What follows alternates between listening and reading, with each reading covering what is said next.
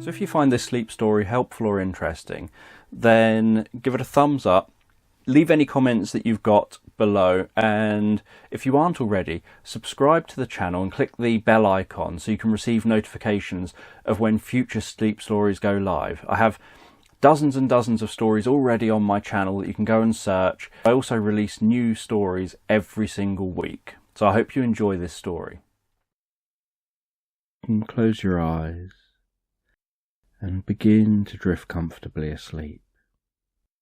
And I don't know whether you'll drift deeper asleep to the sound of my voice or perhaps to the spaces between my words. And as you comfortably drift asleep, I'm just going to tell this guided sleep meditation in the background. And you can just follow along to this meditation. And I don't know how quickly you'll become absorbed in the experience. And there was a family sitting at home one day. And the father was teaching his son how to make paper planes. And the father demonstrated using a rectangular piece of paper and folding that paper to make a plane that when thrown would glide just gently and softly through the air. And then the mother demonstrated that she could make a plane that wouldn't glide but would fly more like a bullet through the air, that could go a long way, very fast. And so she turned the paper a different way, folded the paper differently, made that plane very pointed, and then demonstrated throwing that plane as it flew much further than the father's plane. And the mum and the dad made different types of paper aeroplanes, and the son joined in. And they tried to see whose aeroplane could go the furthest. And they looked at the different attributes to the planes, the times that it would be good to have a plane that can glide, versus times where the plane travels in a straight line and can go very far if it's given a lot of energy up front. And the son was taught about how you can't throw a gliding plane really hard because or else too much wind gathers under its wings. It loses control and crashes. But you can throw a gliding plane gently and it will glide a long distance. But you can't throw a fast plane slowly, because or else it just drops out of the sky and doesn't go anywhere. So you have to throw it faster, and it's designed to be able to stay stable as it travels through the air. And after teaching their son about paper planes and having a competition to see who could make a plane go the furthest, and trying different conditions like throwing the plane out of a window upstairs in a house versus throwing a plane from downstairs in the back garden, and seeing how the way that it's thrown makes one type of plane better suited to use than another. The father then decided to demonstrate making a paper boat. And he'd always had this habit of folding money into boats. And he then said the important thing, if you want it to float, is to just rub a bit of washing up liquid on the bottom of that boat and just around the bottom of the paper. And then you pull it out a bit You make it so that it's stable and rested on the water. And the father took his boat he'd just made out into the back garden, took it to the pond at the end of the back garden, placed that boat down in the water, and they watched as a bit of breeze caught the boat, making that boat just gently move through the water. And the family then went out, and as the son grew up, so the son remembered making these origami items, making the planes, the boats, making frogs, making swans. And now as the son grows up, the son regularly reminisces, especially when they get money out of their wallet, and they notice that at some point they've instinctively folded the note into an origami boat. And they remember back to that time when they were a child, when they were taught how to make these origami figures. And now they are on their way on a road trip with their son and their wife. And they pay for some bits and pieces, they get in the car, continuing their road trip, heading out into some woodland and heading out to the countryside. And they're going to be going on a hike, spending the night in a cabin, before the next day travelling out down the river, down to the sea, and down at the sea they'll be going out on a boat. And so they're really looking forward to this family trip. And the son in the back of the car, on the one hand, is impatient and wants to know whether we're there yet, while on the other hand, regularly finds their attention captivated by things that they pass, by things that he's never seen before. And he finds his imagination going all over the place, creating stories about the different things that he sees. He'll gaze up and notice an eagle circling overhead, and as the car travels along the side of that bit of land, he'll just watch for minutes up at that eagle and imagine what the world must be like for that eagle. And he'll imagine little adventures the eagle must go on, things the eagle must do. And then at another area he would notice a large deer, and he'd wonder what that deer gets up to, the adventures that they have.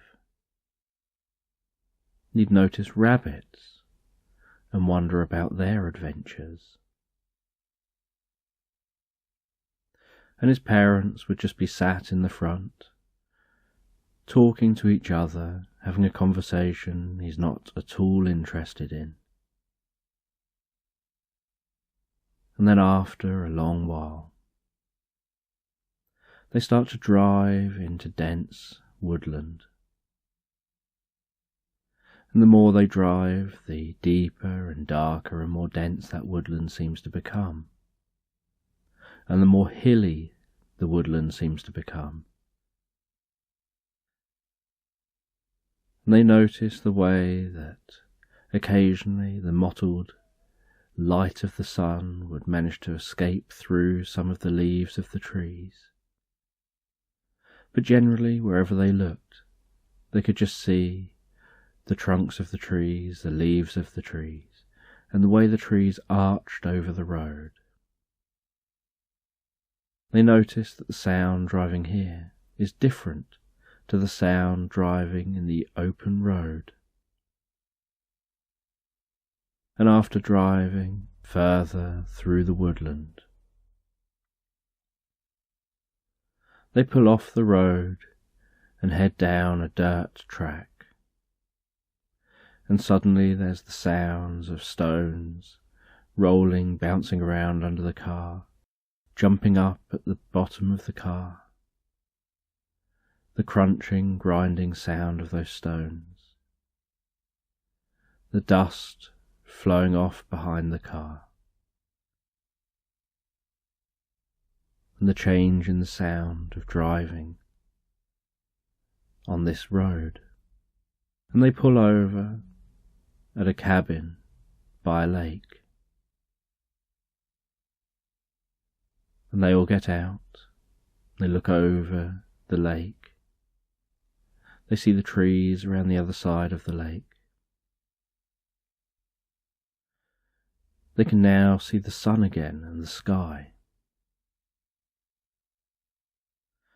And the sun looks up into the sky. He notices the way the clouds are moving, the way those clouds are morphing. Noticing a puppy standing up on its back legs, and then morphing into a bird facing the other direction. Before then noticing a bear sitting up eating some honey in the sky. And then a pelican eating candy floss. And a unicorn rearing up, ready to charge into the stars. And a sumo wrestler looking ready to fight. And the sun gets engrossed in the different stories the clouds tell. And while engrossed, his parents call him to come and get some of the luggage from the car and take it inside into the cabin. So the son and the parents head into the cabin, carrying in suitcases, other luggage.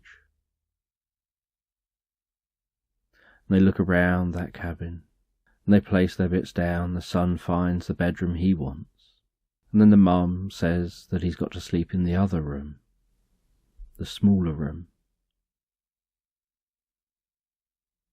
And the dad puts some logs on the fire. And it's not particularly cold right now, but the dad wants to start just warming the cabin, knowing that in a few hours evening will set in. And before evening sets in, the mum and the son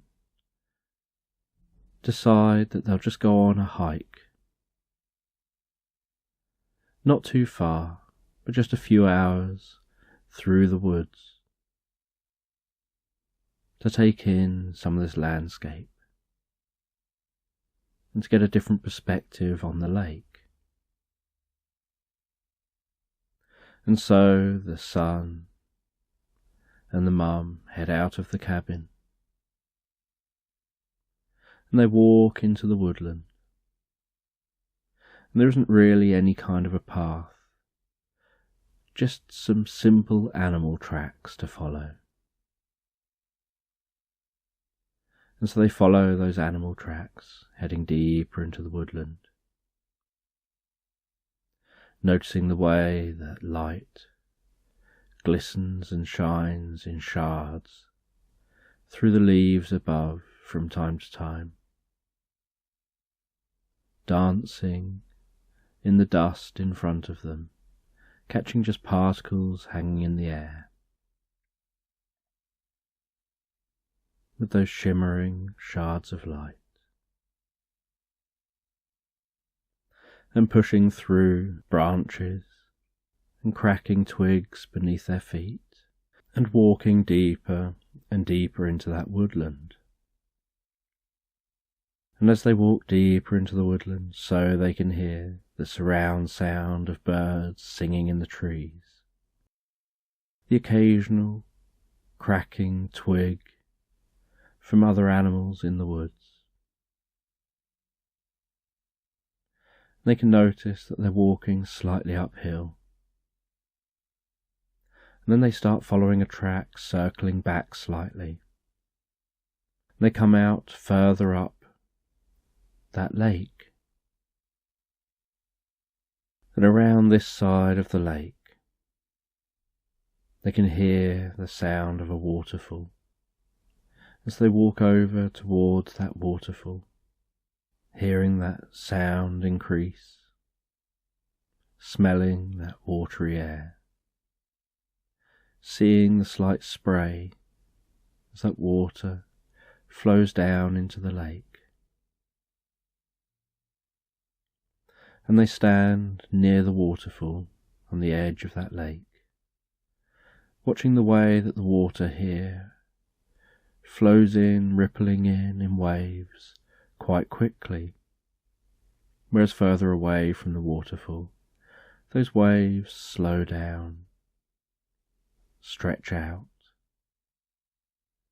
and just drift across the rest of the lake. And the mum asks if he's ever skipped stones. And the son thinks to themselves, they don't know how you can skip stones. What do you mean by skipping stones? And then the mum finds a stone, and she seems to really be searching for one. And then she throws it into the lake, and it bounces across that lake, bouncing about 7 or 8 times before plopping into the water. And the son then picks up a stone next to him and throws it into the lake with one plop. And the son's confused and doesn't know what he was doing differently or what mum was doing differently. And so the mum says that there's a certain way to do this and a certain type of stone to find. And so she helps him to find the right type of stone. And they gather up a whole bunch of the right type of stone. She said it's got to have a certain flatness and smoothness to it. And then she talked about how you throw that stone, how you twist your body, how you throw it so that it hits the water with the right angle, so that it spins as it's hitting the water, and that it's thrown so it doesn't hit the water too steep or too shallow, but also the angle of the stone at the time that it hits the water, so that you get the most bounce for the energy you put in. And so the mum then throws one of the stones, and it bounces 6 or 7 times before plopping in the water. And the son repeats this, and manages to make their stone bounce twice. And they feel a sense of excitement and achievement at managing to get their stone to bounce twice. And they try again and again. And for about half an hour, they throw those stones in the water, until the son can manage to get about 4 or 5 bounces with each stone. And after throwing the stones in the water, as they notice the sun is beginning to set, they start following the edge of the lake back round towards the cabin. And they walk back to that cabin, and in the cabin they find that Dad has been preparing some food, preparing something to eat for the evening. And they sit down in this cosy cabin, with the flickering light of the flame in the fireplace dancing around the walls, the warmth of the cabin, And they sit and they eat their food. And they enjoy that food, although the son isn't so keen on the pickles. But he eats it anyway. And they enjoy some fruit for afters, some melon and other fruit. And then, after eating, they go outside. They walk down to the lake. And they sit on some benches that are on a jetty just down, poking out into that lake.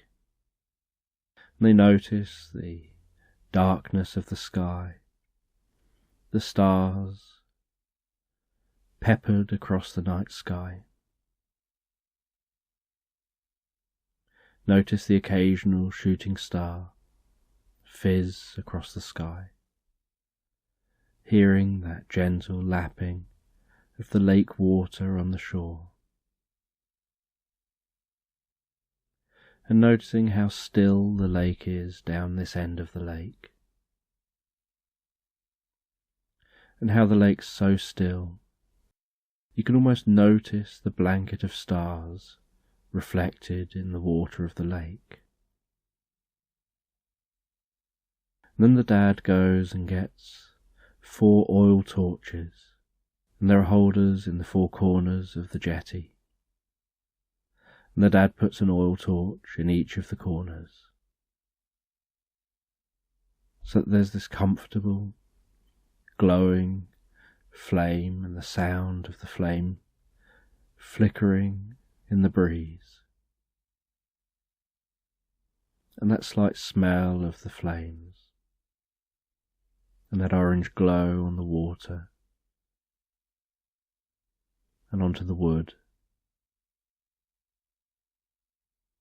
And they sit and they enjoy this evening and the peace of the evening. And in the morning they'll be travelling down to the coast following the river. And the river is just a gentle flowing river. And after relaxing by this lake, so they all go to bed, and they settle down and drift and float comfortably asleep. And the next day they get up, they have something to eat, they leave that cabin, they notice that the weather is still so warm as the sun rises. There's a slight mist across the lake, but the sun quickly is burning off that mist. And the dad heads down to the water with the son and the mother. And when he reaches the water, he shows that he's got a boat in his hand, a paper boat he made earlier.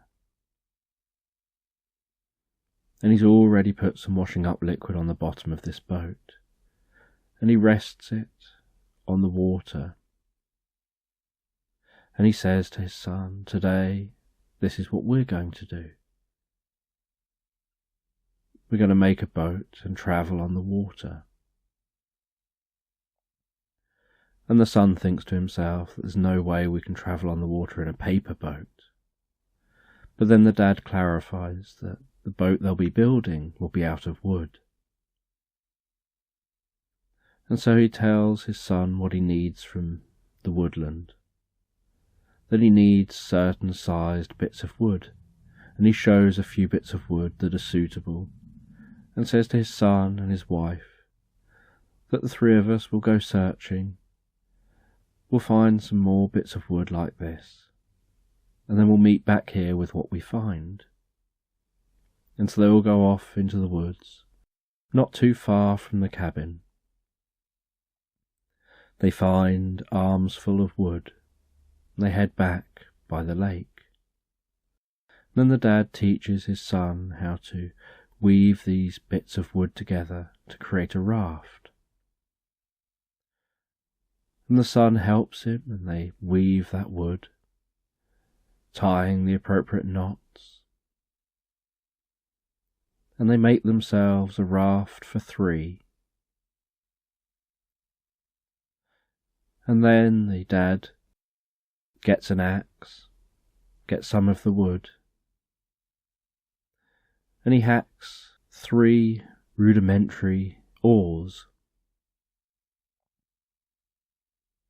And he says that one of them could be used almost like a rudder, or something just to push off the sides where needed. But mainly you'll just be using 2 of them, 1 person each side, just to steer the boat. And the son decides that he wants to name the boat. And the dad wonders what on earth the name will be. And the son calls the boat Bob, because of the way it moves on the water. And they will carefully climb onto that boat, and then they push off from the shore, and they begin to row that raft across the calm lake towards the river mouth at the far side of the lake. And they row across the lake, hearing that sound of the water with the movement of the oars, the splashing. And the son's surprised at how stable this raft seems to be that they've made. And they enter into the river and follow that river down towards the sea. And the river's flowing very slowly, just a gentle flow towards the sea. And around them they can see that woodland. They can see birds occasionally fly up above the trees before flying back down again into the trees. You can notice the occasional bird of prey circling overhead. They can see the clouds moving gently across the sky. And after many hours, they can notice that the river is approaching the sea. And they arrive at the coast, hearing the sounds of seabirds. And that water still flowing really slowly. And they pull over onto the shore before they reach the end of the river.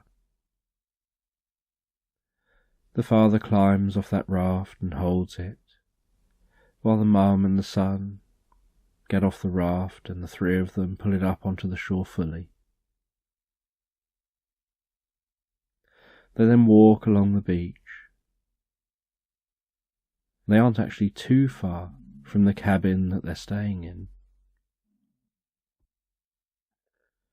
It's just that they weren't really travelling particularly fast on the raft. And the son asks the mum whether it's possible to make stones skip in the sea. And the mum and the son then go down to the seashore to try that.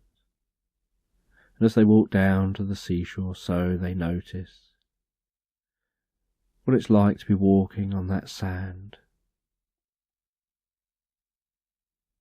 The way it softly moves under their feet.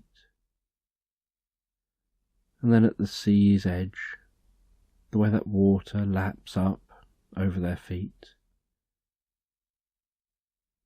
And the son's surprised by how warm that water is. And how comfortable that water feels. And they find some stones, and the mum says that you have to find a flat piece of water. So it's quite good to make the stones skip at a time when a wave has just broken. And between certain waves there'll be a point where the water's really calm and flat for a large enough distance to be able to make the stones skip. And the dad stands and watches as the mum and the son skip those stones. And then the dad points out that in the distance he just noticed something. That there's some dolphins jumping in the water. And they watch as those dolphins jump out the water, splash into the water. And then those dolphins come a bit closer to the shore. And they always seem tantalizingly just too far away to be able to reach. But they watch from the shore, and the son had never seen dolphins in the wild like this before, and had never seen dolphins in real life before. And the son asks if it's possible for them to go swimming in the sea, because where they come from, they're miles from the ocean, and so he's been swimming in swimming pools, but he rarely gets to swim in the sea. And so the dad says that he'll sit on the shore and he'll wait, and he'll look after their clothes and they can go in. And they'd already planned that this might happen, and the dad had a bag that was watertight. And in that bag was a change of clothes for all of them, and was some swimming stuff for them to wear. So the mum and the son went into that sea, and they walked into that calm ocean, and it gradually got deeper and deeper, until they reached a point where they could begin to actually swim. And the son lay on his back, gazing up at the sky. And they were just the other side of the line where the water breaks. So the waves were just rolling, just undulating underneath them. And the son could hear the sounds in his ears of underwater. The sound of the water breaking at the shore. The sounds of dolphins in the distance. The low rumble of distant boats. And feeling that water around his body, the side of his face, and his hair, and watching those clouds pass overhead. Curious about the stories those clouds are telling today. And the mum just swam around a bit more seriously, whereas the son just wanted to float there. The mum was doing breaststroke, and she didn't really want to do crawl or anything where her face might get underwater, in case she got salt in her eyes, and she didn't really like the idea of getting her hair wet with the salty water. But she enjoyed that feeling of weightlessness, that floating, relaxed, swimming feeling, and the warmth of the water. And the son turned over and dived down under the water to the bottom, and his eyes quickly adjusted, and he enjoyed that feeling of the pressure of the water on his body, almost like a comfortable, tight hug, and the way that everything down here seemed to go so slow. Almost like time slowed down when you're diving underwater. And he swam along, kicking his feet, swimming along, as sand churned up behind him, swimming so calmly under the water, before rising up to the surface, and he could see at the surface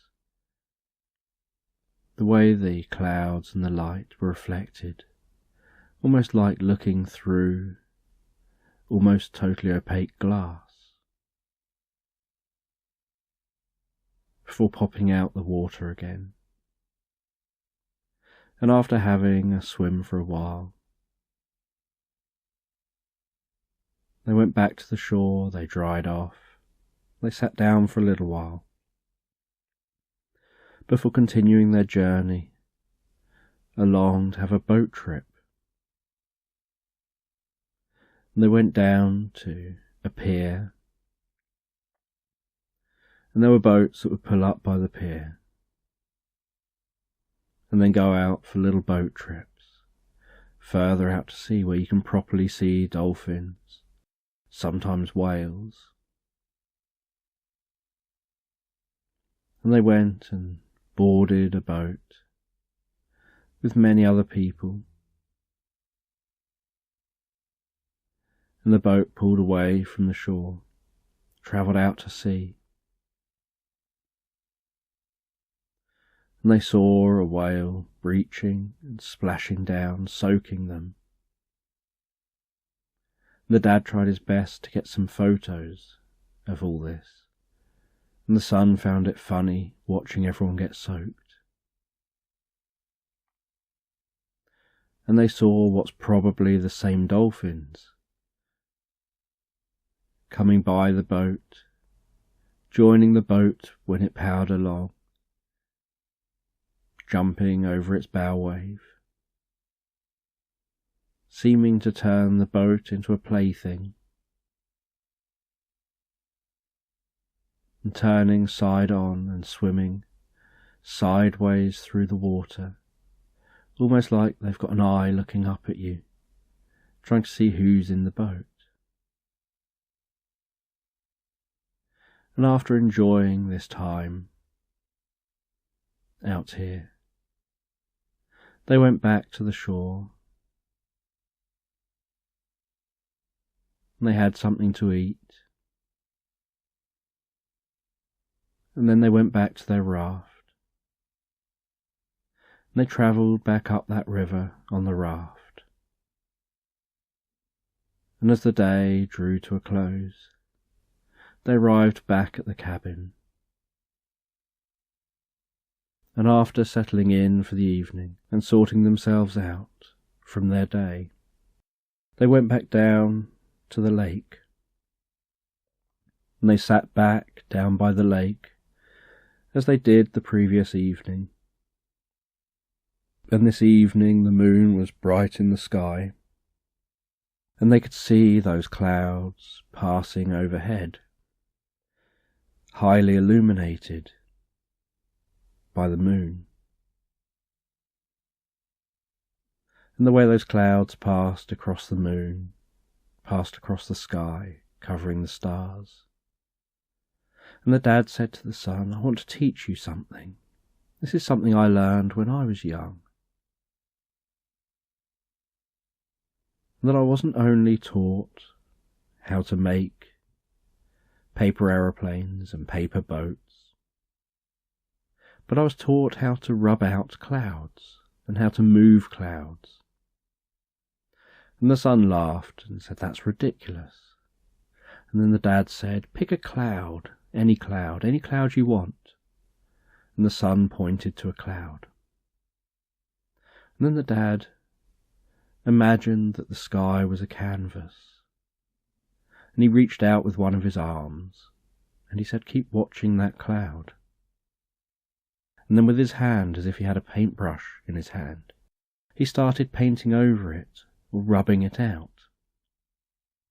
Firstly, diagonally, from the top corner down to a bottom corner, and then horizontally, from the other top corner all the way down to the bottom. And then he imagined scrunching that cloud up, and he reached out with his hand, and he made a scrunching gesture with his hand. And the son was surprised to notice that that cloud genuinely seemed to be getting smaller and smaller, and seemed to be becoming erased, until eventually that cloud totally disappeared, and yet the clouds around it was still all there and still intact. And he told his son, you know what? There was a time this was being taught as a secret ability within some government secret agencies. And the son didn't believe him and just laughed. And then the son tried it for himself and found that it worked. And the dad said that he's not been able to do it yet on large clouds, but on smaller clouds to stop them forming rain clouds, he's been able to do it quite successfully. And the son didn't know if there was more to this or what was going on. And the dad and the son snuggled up, and then the mum snuggled in as well. And they relaxed here for a little bit longer, until it started getting a bit chilly. And then they headed back into the cabin. They all went back to their bedrooms and drifted and floated asleep. And then the next day they left that cabin and travelled home. And the son enjoyed being able to write down about the adventure he'd been on, about what he'd learned from his parents during this adventure, unaware at this age that when he's older, he'll probably share many of what he's learned with future generations. And then at the end of that day, after getting home, the son went to bed, still dreaming and thinking about his trip, about the lake, staying in the cabin, about sitting and looking up at the night sky, relaxing and floating in the water, in the sea. And as he had these pleasant thoughts, so he just comfortably relaxed and drifted asleep for the night.